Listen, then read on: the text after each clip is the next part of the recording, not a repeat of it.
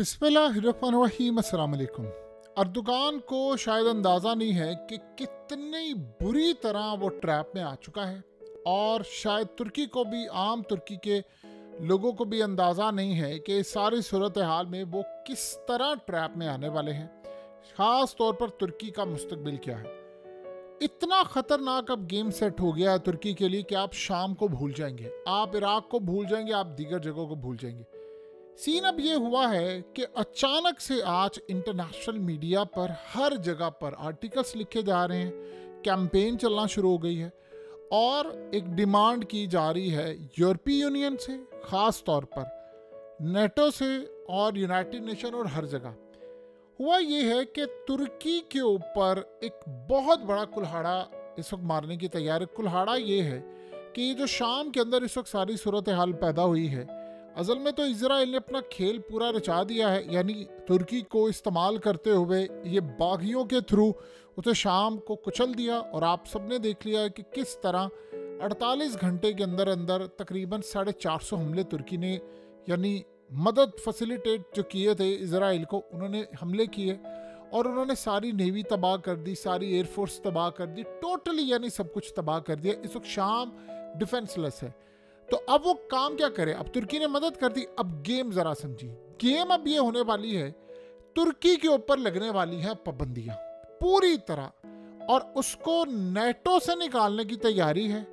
जो तुर्की के साथ ट्रेड करेगा, आप सोचो उसका हाल क्या होगा कि तुर्की की डिफेंस कंपनीज हो, उनके ऊपर सब कुछ होने वाला है। और ईरान से बढ़कर, रूस से बढ़कर पाबंदियों की तैयारी, तुर्की को इस्तेमाल कर लिया गया।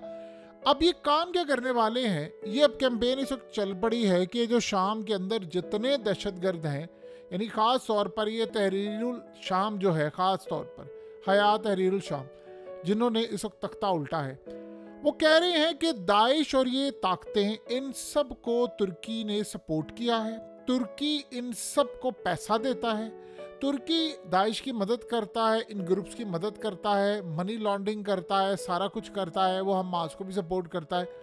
अब उन्होंने प्लान क्या किया? हमास को तो देखिए उन्होंने बीच में से निकाल दिया, क्योंकि उसको तो ख़त्म कर दिया। अब वो प्लान क्या कर रहे हैं? अब इस वक्त ट्रंप की तैयारियां हो रही हैं, वो तुर्की पर लगाने के लिए जा रहे हैं पाबंदियाँ, शदीद पाबंदियाँ लगा रहे हैं कि ये दहशत गर्दों को सपोर्ट करते हैं।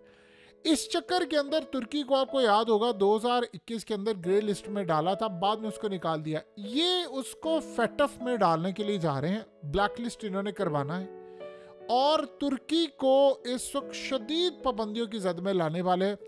पूरे यूरोपीय यूनियन से इन पर पाबंदियाँ तुर्की पर आयद होने वाली हैं, यानी उनकी बड़ी बड़ी कंपनीज काम नहीं कर पाएंगी। तुर्की, अर्दोगान पर पाबंदियाँ होंगी, तुर्की के ऊपर पाबंदियाँ होंगी, बुरी तरह तुर्की को टुकड़े टुकड़े करने की तैयारी। अब तुर्की की खास तौर पर जो मिलिट्री है, उनके ऊपर पाबंदियाँ लगेगी कि शाम के अंदर मदद कर रहे हैं कुर्दों के खिलाफ, कुर्दिश फोर्सेस जो हैं, और नेटो से तुर्की को निकालने की इस वक्त हो रही हैं तैयारियाँ। और ये सारा गेम क्या हुआ है? इसराइल ने पहले इस्तेमाल किया, अब इन्होंने कहा, आज इसराइल ने ऐलान किया है कि जो कुर्द हैं शाम के अंदर, उनके पास एक बड़ा इलाका है, चूंकि ये खास तौर पर बागी जो आए हैं, इनको इस्तेमाल अब कर रहा है अर्दोगान के, कुर्दों से लड़ाई करो, तो बागी कुर्दों से अब लड़ाई करें और तुर्की जाकर उन पर स्ट्राइक करे। याद रहे कि कुर्दों को बैक करता है इजराइल, भी बैक करता है और अमेरिका भी। अब इसराइल ने कहा है, कुर्दों ने हमें रिक्वेस्ट भेजी है कि आप हमारी मदद करें तुर्की के खिलाफ और इन बागियों के खिलाफ, यानी खाना जंगी का पूरा खेल। उसमें अब इसराइल क्या करेगा? इसराइल पूरी तरह उनको मदद देगा, फाइनेंशियली भी उनको हथियार देगा, असला देगा, सपोर्ट देगा, और इंटरनेशनल सतह पर एक गेम होगी कि तुर्की इस वक्त दहशत गर्दों की मदद करता है, उन पर इल्ज़ाम लगाएंगे, फैटफ में उसको डालेंगे, और पूरी तरह उनके हाथ तबाही होने वाली है। मुकम्मल तौर पर अब तबाही का प्लान तैयार हो चुका है तुर्की के खिलाफ, और प्लान इतना खतरनाक है, इतना खतरनाक है तुर्की के खिलाफ कि तुर्की की फौज पर, एयरफोर्स पर, उनके बिजनेस पर, तुर्किश लीरा पर शदीद ज़रब पड़ने वाली है। और उन्होंने कहा है कि अब इस सारी सूरत हाल में सबसे पहले तुर्की को आइसोलेट किया जाएगा, और कुर्दों के बारे में ये होगा कि उनको इतना सपोर्ट किया जाएगा कि वो तुर्की के खिलाफ, जिस तरह इन बागियों ने बशारुल असद के खिलाफ उसकी गवर्नमेंट गिराई है, अब इजराइल और अमेरिका कुर्दों को सपोर्ट करके मुकम्मल तौर पर उनको तुर्की के खिलाफ हमलावर करेगा। दूसरी जानिब तुर्की को आइसोलेट किया जाएगा, इसको नेटो से निकाला जाएगा, मुकम्मल तौर पर इसको तबाही की तरफ लेकर है। अब आपको ये बात समझ आई है कि क्यों अलेक्जेंडर डुगिन ने क्लियरली ये बात कही है कि जो पुतिन का मशीर है उसने कहा कि अब तुर्की की तबाही होने वाली है और ट्रैप में वो आ गया है। अब हम सारे बैठकर तुर्की को तबाह होते देखेंगे, लेकिन अब रूस मदद करने के लिए नहीं आएगा, क्योंकि उसने जो धोखा दिया है हमें शाम के अंदर वो हम भूलेंगे नहीं। अब इस पर पाबंदियों की तैयारी है, तुर्की के इंस्टीट्यूट जितने भी हैं उनके ऊपर बड़ी पाबंदियों की तैयारी है, यानी इकोनॉमिक सैंक्शंस लगने वाली है इनके बैंक्स पर, एनर्जी सेक्टर पर, इनकी यानी एयरफोर्स ड्रोन्स ये जो भेजते हैं, उसके अलावा इनके जो असासे हैं दुनिया भर के अंदर, यानी उनको मुकम्मल तौर पर फ्रीज करने की तैयारी है कि जी ये दहशतगर्दों को सपोर्ट करते हैं, लिहाजा इस पैसे को हमने रोकना है। इसके बाद इनकी ट्रेड रिस्ट्रिक्शंस होने वाली है, यानी इंपोर्ट और एक्सपोर्ट, यानी तुर्की को आप एक्सपोर्ट भी नहीं कर सकते, ना तुर्की से कोई चीज़ ले सकते हैं। उसके अलावा इस तुर्की के जो बैंक्स हैं उनको मुकम्मल तौर पर स्विफ्ट जो बैंकिंग सिस्टम ये यूज़ करते हैं उस पर पाबंदी आयद होने वाली, इनके मिलिट्री पर पाबंदी आयद होने वाली कि हथियार नहीं बेच सकते, ड्रोन्स नहीं ट्रांसफ़र कर सकते, और इस सारी सूरत हाल में ट्रैवल बैन इन पर लगने वाला है। उसके अलावा इन्वेस्टमेंट यहाँ पर नहीं होगी, टैरिफ आयद होने वाला है, बहुत सारे इंटरनेशनल फंडिंग्स कट, यानी आप सोच लें कि ना इनको लोन मिल पाएगा IMF से, ना वर्ल्ड बैंक से मिल पाएगा, मुकम्मल तौर पर इनको रोकने के लिए जा रहे हैं। अब आप अंदाज़ा कर सकते हैं कि तुर्की को स्पोर्ट्स में भी पार्टिसिपेट करने से रोका जाएगा, चाहे वो फुटबॉल हो या किसी और जगह। ये सारा गेम प्लान इस वक्त सेट हो चुका है। अब तुर्की को इस्तेमाल कर लिया इन्होंने। अब तुर्की के बाद अगला नंबर ये है कि तुर्की को ही तबाह करना है और इन्हीं बागियों के साथ वहाँ पर लड़ना है। अब प्लान क्या है?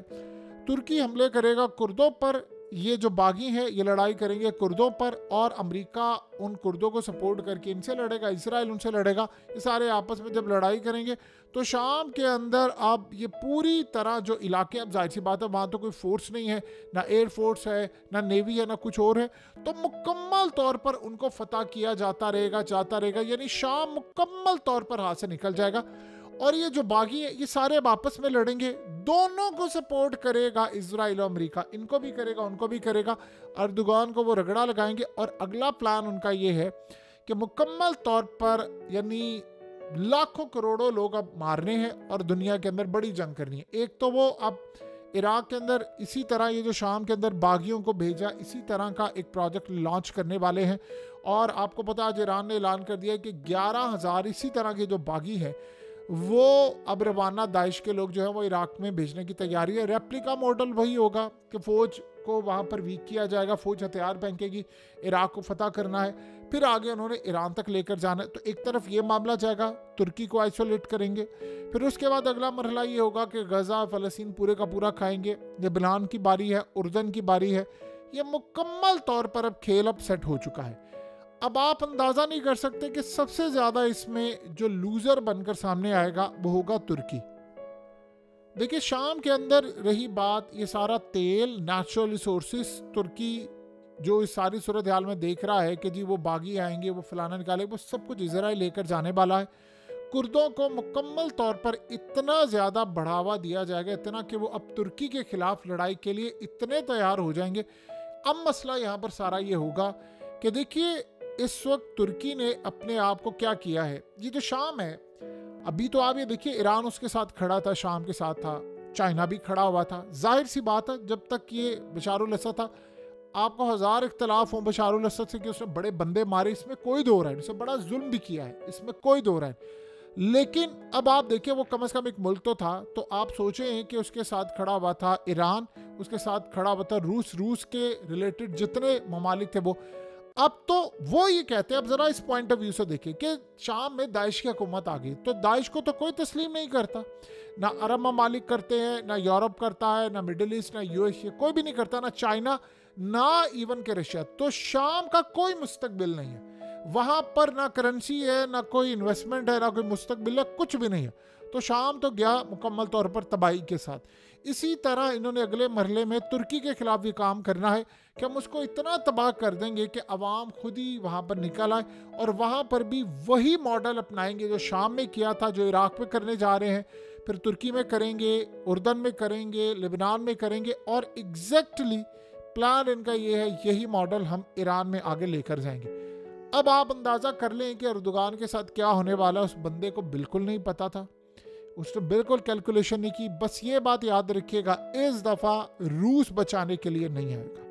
2015 से पहले और तमाम ये सूरत हाल में वो आगे थे, अब नहीं वो आएंगे।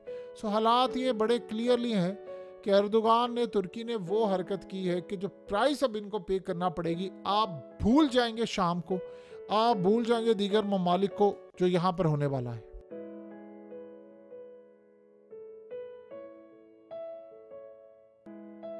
हकीकत टीवी को सब्सक्राइब करना मत भूलें, वीडियो को लाइक करें, शेयर करें और कमेंट सेक्शन में अपनी राय का इजहार ज़रूर करें।